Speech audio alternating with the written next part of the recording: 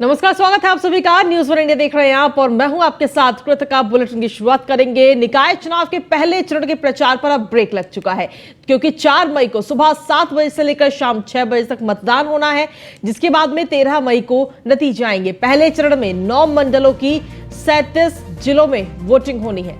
शामली, मुजफ्फरनगर, सहारनपुर, बिजनौर में 4 मई को वोटिंग होगी। अमरोहा, मुरादाबाद, रामपुर, आगरा, फिरोजाबाद, मथुरा, मैनपुरी, जालौन, ललितपुर, ये तमाम वो जिले जहां पर मतदान होना है कल। कौशांबी, प्रयागराज, फतेहपुर, प्रतापगढ़, उन्नाव, हरदोई, लखनऊ, रायबरेली, सीतापुर, लखीमपुर, गोंडा, बहराइच, चंदौली, जौनपुर, बलरामपुर, श्रावस्ती, गोरखपुर, देवरिया, महाराजगंज, कुशीनगर, गाजीपुर और वाराणसी, ये तमाम वो जिले जहां पर कल सुबह से ही मतदान शुरू हो जाएगा। कल सुबह 7 बजे से लेकर के शाम 6 बजे तक ये मतदान होगा और उससे पहले प्रशासन की तरफ से भी तैयारियां पूरी कर ली गई है। कल शाम 6 बजे चुनाव प्रचार जो है पहले चरण का वो थम गया था और उसके बाद में अब कल मतदान होना है। और इसी पर अधिक जानकारी देने के लिए संवाददाता अश्विनी द्विवेदी हमारे साथ जुड़ गए हैं। सीधा उन्हीं का रुख करेंगे। अश्विनी, क्या कुछ ताजा अपडेट है? प्रशासन इस वक्त कितना तैयार है मतदान को लेकर?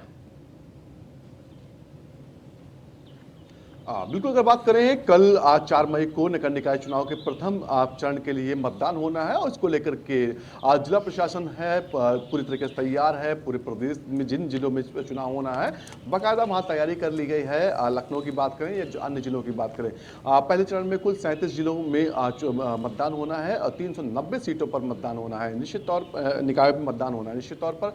ऐसे में अगर बात करें सुरक्षा व्यवस्था के कड़े इंतजाम किए गए हैं। हजारों की संख्या में पुलिसकर्मी लगाए गए हैं। साथ ही साथ विशेष निगरानी टीमें बनाई गई हैं। जो सेंसिटिव इलाके हैं, जो अति संवेदनशील प्लस की श्रेणी में आते हैं, वहां पर अतिरिक्त पुलिस बल तैनात किया जाएगा। साथ ही साथ जो पीएसी है वो लगाई गई है पुलिस, साथ ही साथ केंद्रीय बल पुलिस बल है वो लगाया गया है निश्चित तौर पर, क्योंकि चुनाव में किसी तरह की गड़बड़ी ना होने पाए, चुनाव में कहीं पर अब आपाधापी ना होने पाए, किसी तरीके की भगदड़ ना होने पाए, या फिर जहां कहीं देखा था अमूमन कई जगह पर मारपीट की स्थिति बनती है, वहां पर विशेष सतर्कता बरतने के निर्देश दिए गए। निश्चित तौर पर इसको लेकर के पूरी तैयारी हो गई है। आज पोलिंग पार्टियां हैं जो वो मतदान केंद्रों के लिए रवाना होंगी। लमसम 2 बजे के आसपास सभी पोलिंग पार्टियां अपने जहां पर उनको मतदान कराना है वहां के लिए रवाना हो जाएंगी। इसको लेकर के बसों की व्यवस्था की गई है प्रशासन की तरफ से। सैकड़ों की संख्या में बसें लगाई गई हैं, किसी भी तरीके से कोई असुविधा ना हो। साथ ही साथ जिला प्रशासन की ओर से तमाम जो मतदान कर्मी हैं उनको निर्देश दिया गया कि मौसम खराब है, इसके चलते अपने लिए रेनकोट, छाते, इन तमाम चीज़ों की व्यवस्था कर लें। साथ ही साथ मतदान पेटी जब पहुंचाई जाएंगी तो कड़ी सुरक्षा के बीच में पहुंचाई जाएंगी। किसी भी हालत में कोई भी जो है व्यक्ति उसके आसपास ना पहुंचने पाए, जिससे किसी भी तरीके की दिक्कत हो रही है। तमाम बिंदुओं को लेकर के बाकायदा तैयारी कर ली गई है। अब से कुछ देर बाद सब 4 घंटे बाद 5 घंटे बाद पोलिंग पार्टियां जो है वो अपने अपने गंतव्य की ओर रवाना हो जाएंगी। जी ठीक है, आप लगातार अश्विनी रहिए आगे और भी तमाम खबरों पर आपसे अपडेट्स और जानकारियां लेंगे। इसी के साथ खबरों में आगे बढ़ेंगे, बात करेंगे लखनऊ की। निकाय चुनाव को लेकर मुख्यमंत्री योगी आदित्यनाथ अब दूसरे चरण का कहीं ना कहीं चुनाव प्रचार करते हुए नजर आ रहे हैं। दूसरे चरण के प्रचार में मुख्यमंत्री योगी आदित्यनाथ जुट गए हैं, जिसमें वो आज संत कबीर नगर, आजमगढ़, मऊ और बलिया में जनसभा को संबोधित करेंगे। भाजपा प्रत्याशियों के पक्ष में मतदान की अपील लोगों से करते हुए नजर आएंगे। साथ ही सीएम योगी कार्यकर्ताओं और पदाधिकारियों को जीत का मंत्र देंगे।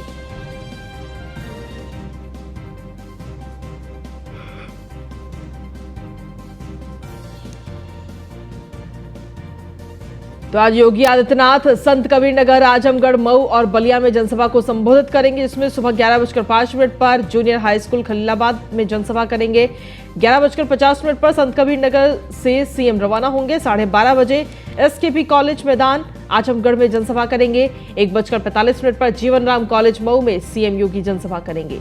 उसके बाद में 3:10 पर सतीश चंद्र महाविद्यालय बलिया में जनसभा मुख्यमंत्री योगी आदित्यनाथ करेंगे। तो मिनट टू मिनट क्या कुछ कार्यक्रम है वो हमने आपको बता दिया।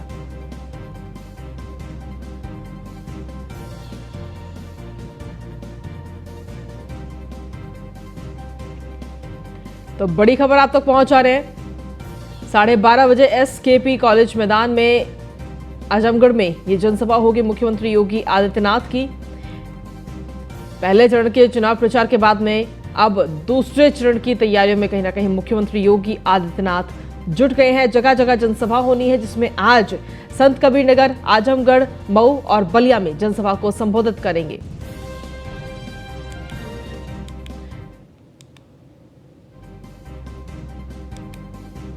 और इसी पर अधिक जानकारी देने के लिए मऊ से हमारे संवाददाता प्रदीप पांडे इस वक्त हमारे साथ जुड़ रहे हैं और साथ ही आजमगढ़ से हमारे संवाददाता संदीप श्रीवास्तव हमारे साथ जुड़ रहे हैं। प्रदीप, पहले आपके पास में आना चाहेंगे, मऊ में किस तरीके से तैयारियां हैं मुख्यमंत्री योगी आदित्यनाथ के आगमन को लेकर और उनकी जनसभा को लेकर? देखिए, जहां तक तैयारियों की बात करें तो वाराणसी जोन के जो अधिकारी हैं वो कल दौरे पे थे। उसके बाद बात जी जाता है मऊ, इसका महत्व जो है कि हर तरीके से तैयार नजर आ रहा था। कल जो व्यवस्थाओं का जायजा लिया जा रहा था, जो हमारे यहाँ रास्ते हो उसको परिवर्तन किया गया, किस तरीके से चलिए ठीक है प्रदीप, आपके पास में भी कुछ देर में वापस आएंगे क्योंकि कुछ तकनीकी समस्या की वजह से आपकी आवाज साफ नहीं पहुंच पा रही है। आपके पास वापस आते हैं, उससे पहले संदीप का रुख करते हैं। संदीप, आजमगढ़ में किस तरीके से तैयारियां हैं जनसभा को लेकर मुख्यमंत्री की?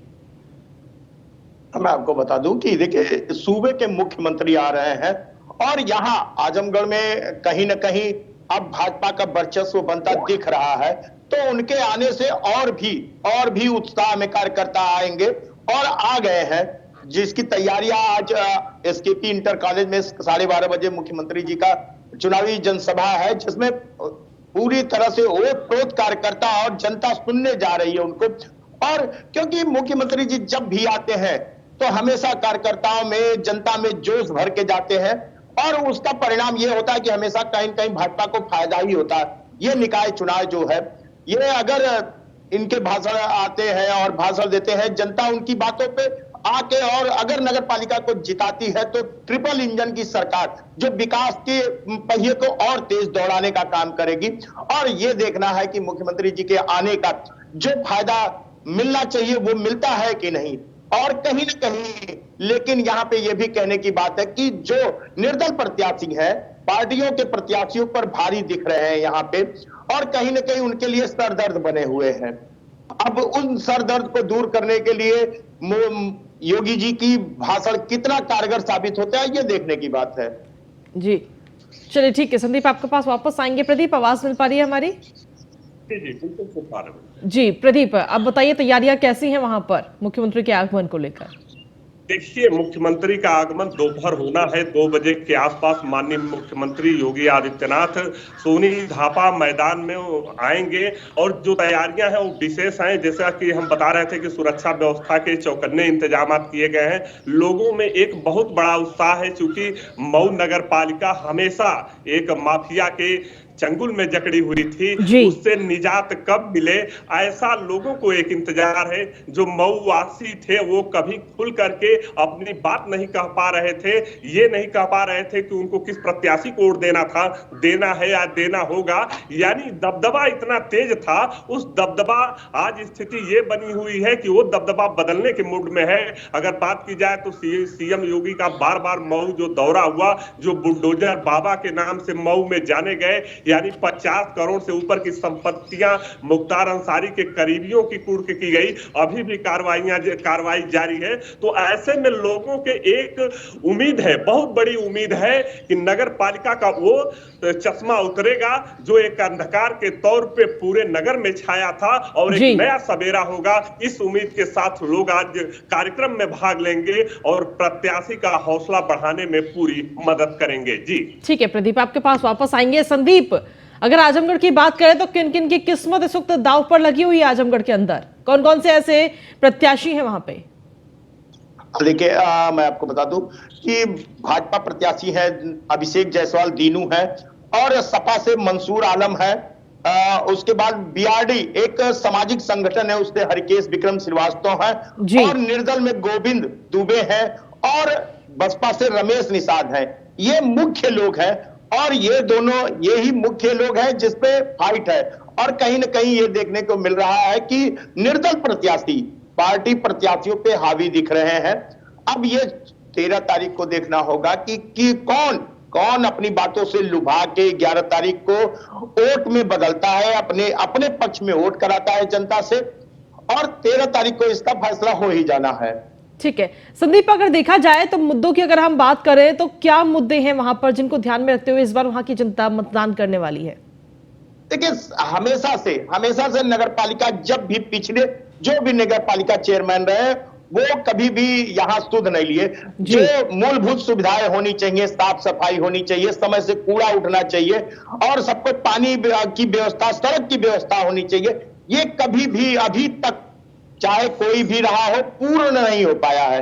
कूड़ा उठने का समय 6 बजे 5 बजे होता है, 7 बजे, यहाँ 10 बजे कूड़ा उठता है। तो इन सब चीजों को मुद्दा बना के यहाँ के निर्दल उम्मीदवार जो है वो इस चीज पे बार बार प्रहार कर रहे हैं कि जो पार्टी के चेयरमैन रहे हैं वो कुछ नहीं किए, हमको एक बार समय दीजिए, एक बार मौका दीजिए, हम इस चीज को हटाएंगे। और वही पार्टी के जो उम्मीदवार हैं वो कह रहे हैं कि आप हमको जिताइए, हम आजमगढ़ को साइन इन आजमगढ़ बनाएंगे। अब किसके लुभावने और किसके वादों में दम है, ये तो देखने की बात है। ठीक है, चलिए बहुत बहुत शुक्रिया आप दोनों का तमाम जानकारी और अपडेट्स देने के लिए।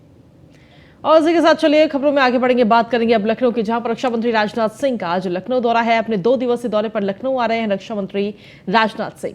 शाम 4 बजे लखनऊ एयरपोर्ट पहुंचेंगे रक्षा मंत्री, और उसके बाद में 4:30 बजे 5A केडी मार्ग दिलकुशा आवास पहुंचेंगे। 4 मई को स्कॉलर्स होम गोमती नगर में मतदान करते हुए नजर आएंगे रक्षा मंत्री राजनाथ सिंह। तो आपको बता दें कि कल मतदान होना है, तो ऐसे में रक्षा मंत्री राजनाथ सिंह खुद भी मतदान करने के लिए आज लखनऊ पहुंच रहे हैं। अश्विनी हमारे साथ लगातार बने हुए हैं। अश्विनी, क्या कुछ ताजा अपडेट आपके पास राजनाथ सिंह के दौरे को लेकर? बिल्कुल, राजनाथ सिंह देश के रक्षा मंत्री हैं, साथ ही साथ लखनऊ से सांसद हैं, और आज वो 2 दिवसीय दौरे पर लखनऊ पहुंच रहे हैं। शाम लगभग 4:30 बजे के 4 बजे के आसपास लखनऊ पहुंचेंगे, वहां सीधे सरकारी आवास दिलकुशा वहां पहुंचेंगे, और कल सुबह जो है उनका निजी आवास है गोमती नगर में, वहीं स्थित जो मतदान केंद्र वहाँ पर मतदान करेंगे। कल फिर शाम लगभग 4 बजे के आसपास दिल्ली के लिए रवाना हो जाएंगे। जी, फिलहाल क्या कुछ समय बताया जा रहा है रक्षा मंत्री के आगमन को लेकर के? बिल्कुल, अगर बात करें, रक्षा मंत्री लमसम 4 बजे के आसपास लखनऊ अमोशी एयरपोर्ट पहुंचेंगे। उसके बाद अपने सरकारी आवास पर रहेंगे। तमाम कार्यकर्ताओं से मुलाकात भी इस दौरान कर सकते हैं, क्योंकि चुनाव कल मतदान होना है, और कहीं ना कहीं माना जा रहा है कि जो लखनऊ मेयर हैं वो राजनाथ सिंह की पसंद हैं, क्योंकि ऐसा कहा जाता है कि जो भी अभी तक मेयर रहा बिना राजनाथ सिंह के आशीर्वाद के उसको टिकट नहीं मिला। तो ऐसे में कहीं ना कहीं राजनाथ सिंह से मिलने के लिए मेयर जो प्रत्याशी भाजपा के हैं, इसके अलावा तमाम वरिष्ठ नेता पहुंच सकते हैं। जी ठीक है, शुक्रिया तमाम जानकारी देने के लिए अश्विनी। वहीं चलिए खबरों में आगे बढ़ेंगे। अगली खबर भी लखनऊ से ही, जहां पर निकाय चुनाव को लेकर डिप्टी सीएम केशव प्रसाद मौर्य का दौरा है। जहां केशव प्रसाद मौर्य आज औरैया, इटावा, फर्रुखाबाद और कन्नौज में जनसभा को संबोधित करते हुए नजर आएंगे। डिप्टी सीएम केशव प्रसाद मौर्य कई जनसभाओं को आज संबोधित करेंगे, जहां कार्यकर्ताओं और पदाधिकारियों को जीत का मंत्र भी देंगे। तो जहां एक तरफ मुख्यमंत्री योगी आदित्यनाथ के कई जिलों में दौरे लगे हुए हैं, तो उसी प्रकार से आज डिप्टी सीएम केशव प्रसाद मौर्य भी कई जिलों का दौरा करेंगे, जनसभाओं को संबोधित करेंगे, क्योंकि अब पहले चरण के चुनाव प्रचार के बाद में अब दूसरे चरण का चुनाव प्रचार चल रहा है। दूसरे चरण का मतदान 11 तारीख को होना है और नतीजे 13 मई को आएंगे। तो ऐसे में लगातार चुनाव प्रचार किया जा रहा है। डिप्टी सीएम केशव प्रसाद मौर्य का जो मिनट टू मिनट कार्यक्रम है वो भी आपको बता देते हैं। औरैया, इटावा, फर्रुखाबाद और कन्नौज में आज वो जनसभा करने जा रहे हैं, जिसमें सुबह 11:20 पर 800 रोड औरैया में जनसभा करेंगे डिप्टी सीएम केशव प्रसाद मौर्य, और उसके बाद में 12:40 पर जेपी गार्डन इटावा में जनसभा करेंगे। उसके बाद में 2:05 पर गुड़गांव देवी मंदिर में फर्रुखाबाद में जनसभा करेंगे। उस जनसभा को संबोधित डिप्टी सीएम केशव प्रसाद मौर्य करते हुए नजर आएंगे। तो ये तमाम वो कार्यक्रम, मिनट टू मिनट क्या कुछ कार्यक्रम रहेगा डिप्टी सीएम केशव प्रसाद मौर्य का, वो हमने आपको बताया। चुनाव प्रचार का दौर चल रहा है, दूसरे चरण का चुनाव प्रचार इस वक्त, और 11 तारीख को मतदान होना है। अधिक जानकारी के साथ संवाददाता मंजुल पांडे से जुड़ रहे हैं हमारे साथ में औरैया से। मंजुल, क्या कुछ ताजा अपडेट है आपके पास?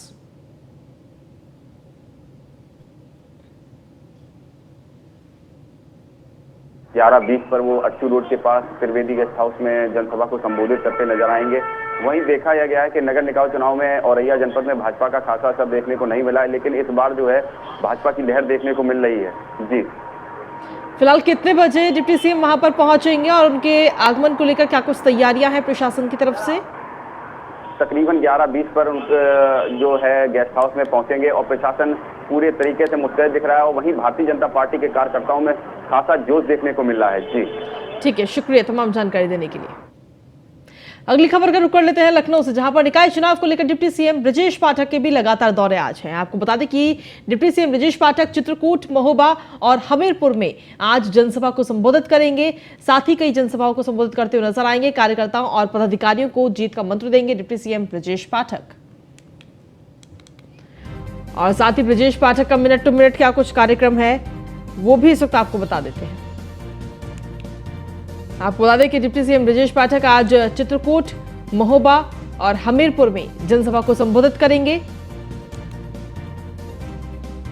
सुबह करीब 11:30 बजे डिप्टी सीएम ब्रजेश पाठक चित्रकूट में जनसभा को संबोधित करेंगे। उसके बाद दोपहर करीब 1 बजे सदर बाजार महोबा में जनसभा को संबोधित करेंगे। 2:05 पर पुराना तहसीलदार बंगला हमीरपुर में जनसभा को संबोधित ब्रजेश पाठक करेंगे।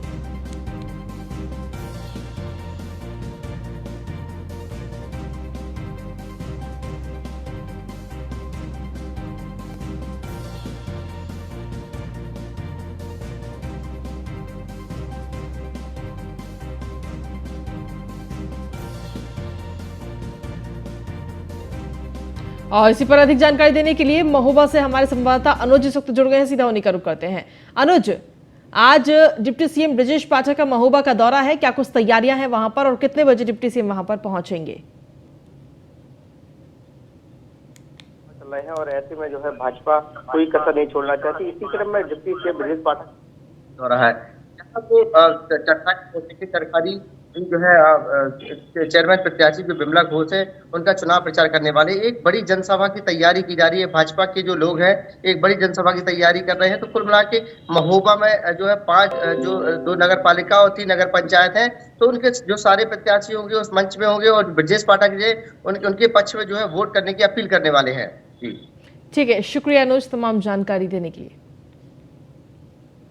और चलिए बुलेटिन में आगे बढ़ेंगे, बात करेंगे अब दिल्ली की, जहां पर भारतीय जनता पार्टी के अध्यक्ष जेपी नड्डा आज कर्नाटक के दौरे पर रहेंगे। बीजेपी के राष्ट्रीय अध्यक्ष जेपी नड्डा कर्नाटक में आज रोड शो करेंगे, जिसमें 2 अलग अलग जगहों पर जेपी नड्डा के ये रोड शो के कार्यक्रम बने हुए हैं। आपको बता दें कि कर्नाटक में इस वक्त पूरी टीम लगी हुई है भारतीय जनता पार्टी की। खुद प्रधानमंत्री नरेंद्र मोदी भी कर्नाटक में लगातार चुनाव प्रचार करते हुए नजर आए और अब जेपी नड्डा कहीं ना कहीं आज चुनाव प्रचार करेंगे। 2 जगह पर रोड शो के कार्यक्रम है उनके, रोड शो करते हुए नजर आएंगे बीजेपी के अध्यक्ष जेपी नड्डा। तो कर्नाटक में विधानसभा चुनाव है, आपको बता दें कि 10 तारीख को ये मतदान होना है, तो उससे पहले लगातार चुनाव प्रचार किया जा रहा है भारतीय जनता पार्टी की तरफ से। वहीं बीजेपी के अलावा कांग्रेस भी कर्नाटक में लगातार चुनाव प्रचार कर रही है। आपको बता दें कि कांग्रेस महासचिव प्रियंका गांधी आज कर्नाटक में चुनाव प्रचार करती हुई नजर आएंगी। प्रियंका गांधी 2 जनसभाओं को संबोधित करेंगी, जहां जनसभा को संबोधित करने के बाद प्रियंका गांधी वहां पर रोड शो भी करती हुई नजर आएंगी। गुलबर्गा में शाम 5:15 पर प्रियंका गांधी का ये रोड शो रखा गया है।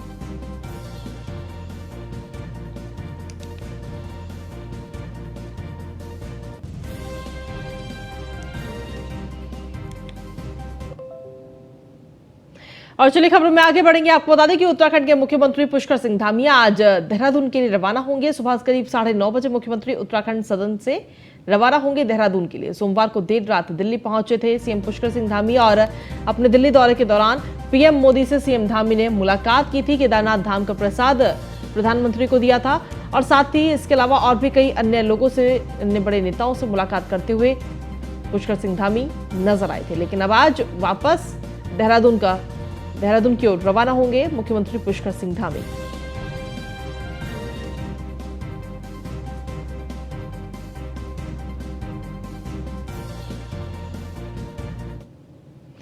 और बुलेटिन में आगे बढ़ेंगे, बात करेंगे अब लखनऊ की, जहां पर भारतीय जनता पार्टी के प्रदेश मुख्यालय में सदस्यता ग्रहण कार्यक्रम आज रखा गया है। सुबह 10 बजे कई नेता भारतीय जनता पार्टी को ज्वाइन करेंगे। बीजेपी प्रदेश अध्यक्ष भूपेंद्र सिंह चौधरी, बीजेपी की सदस्यता उन सभी को दिलाते हुए नजर आएंगे।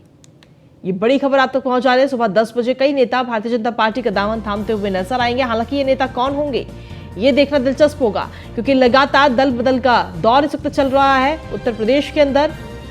इससे पहले अगर देखा जाए तो कई सारे कांग्रेस के नेता, कई बहुजन समाज पार्टी के नेता और समाजवादी पार्टी के नेता भी इससे पहले भारतीय जनता पार्टी का दामन थाम चुके हैं और आज भी कुछ नेता बीजेपी का दामन थामते हुए नजर आएंगे। सुबह 10 बजे का ये समय रखा गया है, तो ऐसे में देखना होगा कि अब किस पार्टी को झटका लगने वाला है।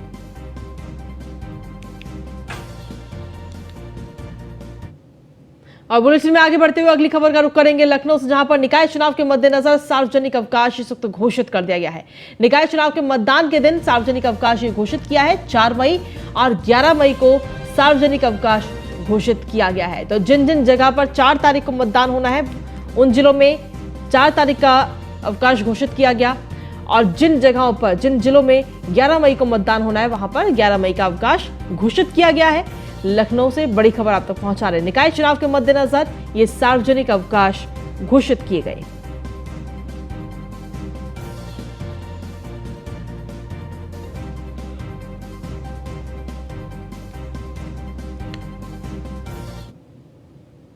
और दिल्ली का रुख कर लेते हैं। दिल्ली से इस वक्त की बड़ी खबर, जहां पर आईआरएस अफसरों का केंद्र में इंप्लीमेंट होना है। आपको बता दें 27 आईआरएस अफसरों का केंद्र में इंपैनलमेंट होना है। ये बड़ी खबर आप तक पहुंचा रहे हैं। केंद्र सरकार की तरफ से लेटर भी इस वक्त जारी कर दिया गया है। ये लेटर भी आपको दिखा रहे हैं। केंद्र सरकार की तरफ से ये लेटर इस वक्त जारी किया गया है।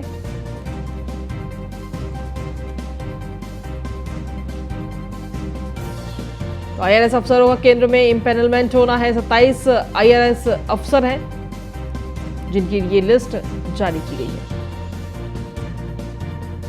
हमीरपुर के राजकोतवाली क्षेत्र के सागर तालाब में युवती से मिलने आए युवक की युवती के परिजनों ने जमकर पिटाई कर दी।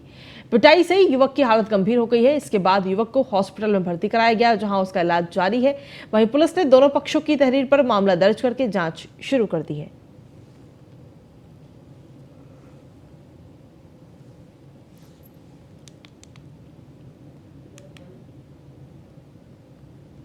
अगली खबर एटा से, जहां पर कार और बाइक की आपस में भिड़ंत हो गई है। आपको बता दें कि इस हादसे में कार अनियंत्रित होकर खाई में पलट गई।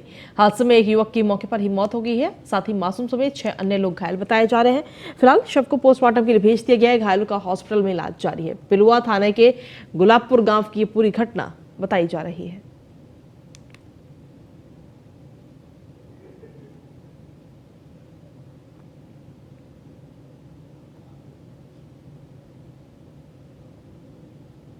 अगली महत्वपूर्ण खबर है कासगंज से, जहां पर बारिश से भरभराकर एक घर की छत गिर गई और घर के अंदर सो रही बुजुर्ग महिला की दबकर मौत हो गई। परिजनों में जिससे कोहराम मच गया। मौके पर पहुंची पुलिस ने शव को पोस्टमार्टम के लिए भेज दिया है। सोरो कोतवाली क्षेत्र के रफायतपुर गांव का पूरा मामला बताया जा रहा है।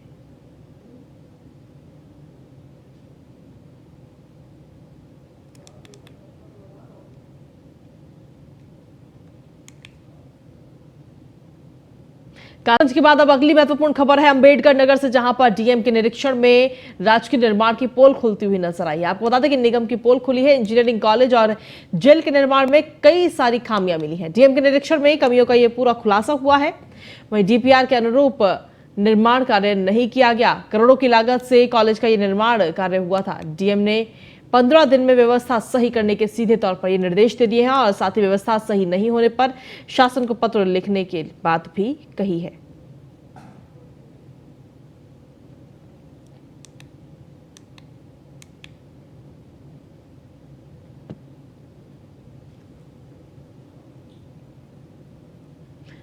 अगली खबर मुजफ्फरनगर से, जहां पर गंग नहर कांवड़ पटरी मार्ग पर एक बड़ा हादसा सामने आया। अनियंत्रित ट्रक डिवाइडर तोड़कर नहर में गिर गया। क्रेन की मदद से फिलहाल ट्रक को निकाल लिया गया है।